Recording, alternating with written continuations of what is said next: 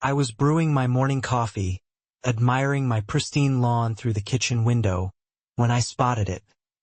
A gaudy HOA patrol truck, its amber lights flashing like a cheap disco, parked right on my Kentucky bluegrass, crushing the turf I'd spent years perfecting. That was the first jab from Denise Carver, the HOA's self-anointed empress, and her goons, Carl and Reggie, who thought my front yard was their personal lot. But Ray Coleman, a retired excavator with 30 years of moving earth, dug an 8-foot pit that swallowed their truck whole and brought her rain crashing down. This is the story of how I turned a patch of grass into a battlefield, outsmarted a suburban tyrant, and gave my neighbors in Willow Bend, Georgia, a reason to smile again. My name's Ray, and after decades running a digging and demolition business, I retired to Willow Bend for peace, a quiet cul-de-sac with shady pines, kids on scooters, and lawns that whispered small-town pride. My house was nothing fancy, but the yard? That was my masterpiece. A sea of bluegrass I mowed like a barber cutting hair, every blade perfect.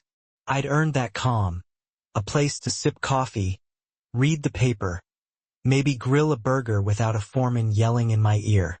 The HOA Clearview Meadows seemed harmless at first. Rules about trash cans, mailbox heights, no big deal. Then Denise took over. A 50-something with a perm like a steel trap and a glare that could curdle milk. She didn't run the HOA.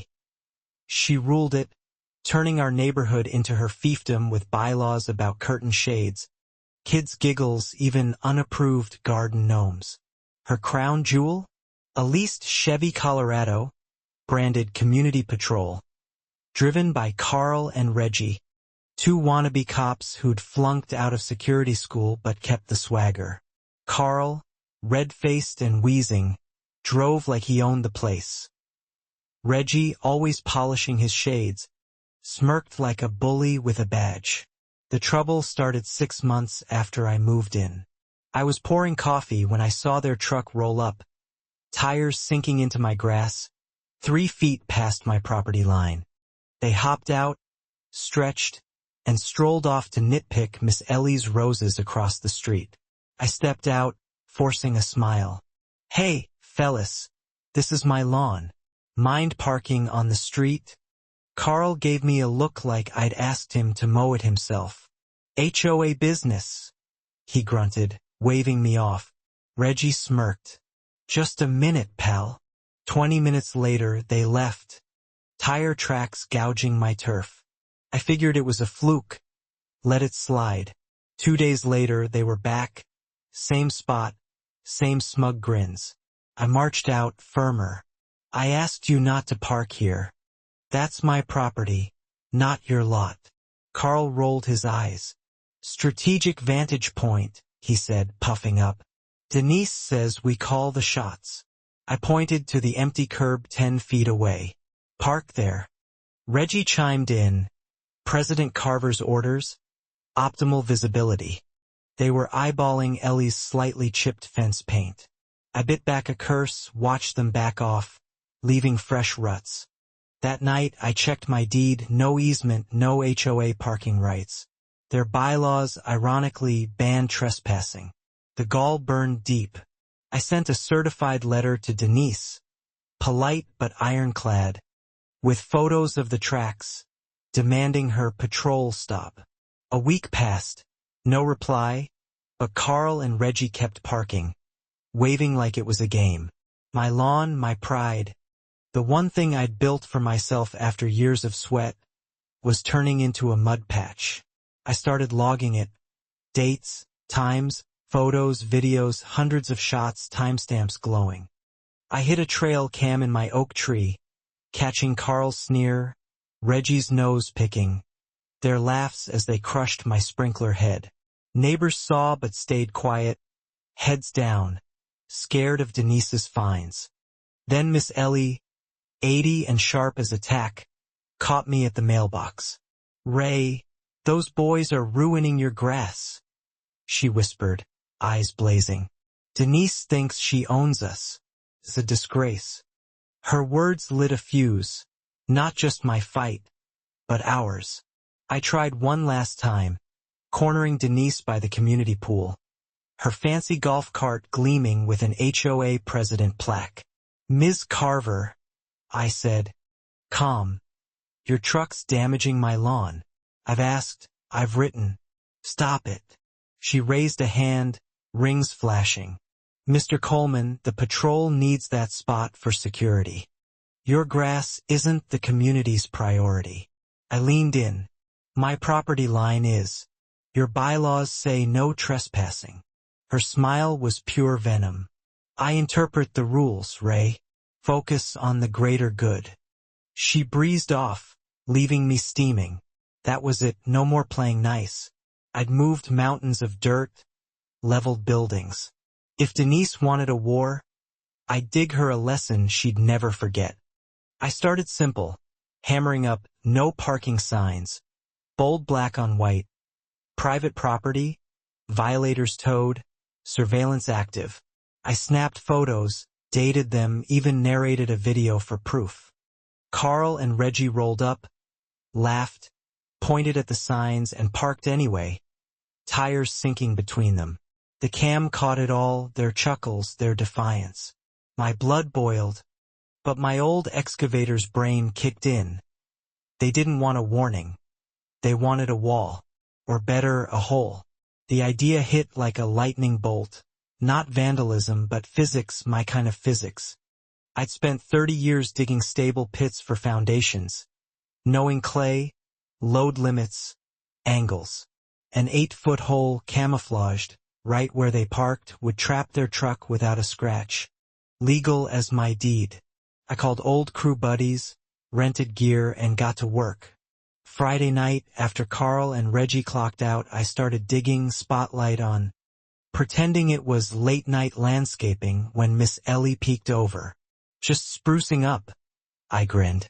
She winked, sensing trouble. Shovel, pickaxe, wheelbarrow, clay gave way fast. My hands blistered, but my heart racing. By Saturday, I had a neat rectangle, 10 by 5, 8 feet deep, with a ramp for safe extraction later. I built a frame, 2x4s, half-inch plywood, topped with sod and clippings, blending it into the lawn. It'd hold a glance, not a truck. New signs went up, aluminum, official, no parking or trespassing. Unauthorized vehicles subject to subterranean displacement. Owner assumes all risk. I loved that phrase. Fancy, ominous, true. I filmed it all, signs, whole, camo, my evidence airtight. Sunday, I mowed around it, calm as a monk, waiting for the show. Tuesday was quiet. Wednesday too, Carl and Reggie cruised by, ignoring my signs, but didn't stop. I started to wonder if they'd wised up. Then Thursday morning, the Chevy's rumble hit my ears. I peeked from the kitchen, coffee in hand, as Carl slowed, smirked at the signs, and gunned it onto my lawn. The front tires hit the plywood, rolled an inch, and whump, the truck nosedived, back wheels up, dust puffing like a cartoon crash. Silence, then doors flew open.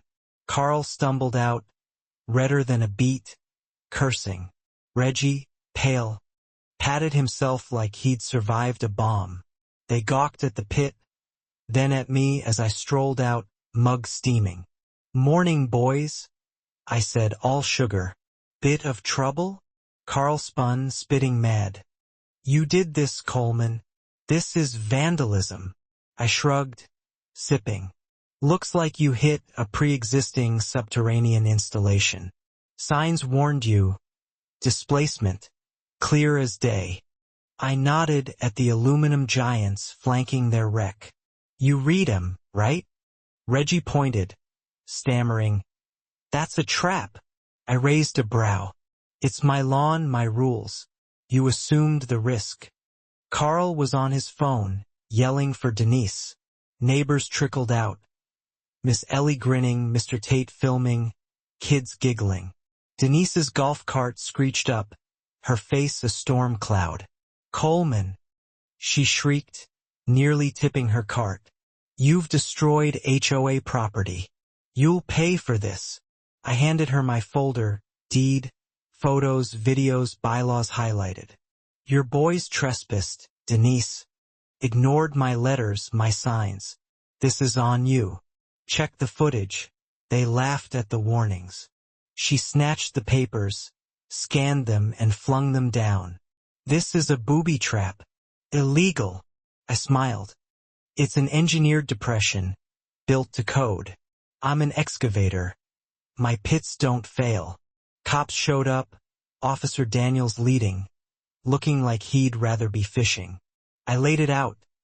Deed, signs, months of photos, the cam catching Carl's smirk as he parked. Daniels read my signs, chuckled under his breath, and turned to Denise. "Ma'am, this is civil. He warned you clear as day. Your guy's parked anyway. Get a tow." Denise sputtered about lawsuits, but Daniels waved her off. "Take it to court.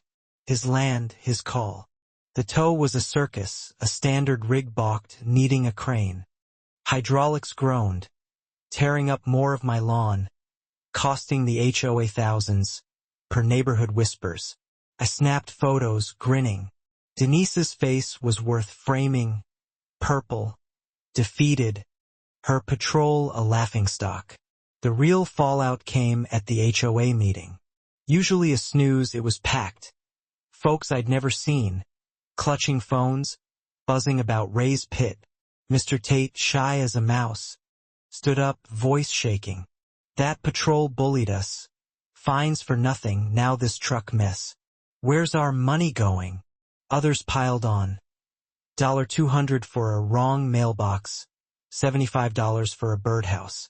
Someone played the tow video, the crowd roaring. Denise's gavel-banging failed. Her cronies squirmed. Carl and Reggie got canned, scapegoats for her fiasco. The board, cornered, slashed the patrol budget, turning it into a welcome wagon. Denise clung to her title, but a new oversight committee, Miss Ellie leading, gutted her power. The HOA paid me for the lawn. Enough for sod and a Japanese maple I planted in a rock garden where the pit had been. A quiet "don't mess with me" to anyone passing by. I didn't sue, though Sarah, my lawyer niece, was itching to. Her letter to Denise's attorney, a fake firm naturally, shut down their threats, hinting at countersuits for trespass and damages. They backed off fast. Willow Bend changed after that. Folks waved freer. Lawns sprouted unapproved gnomes.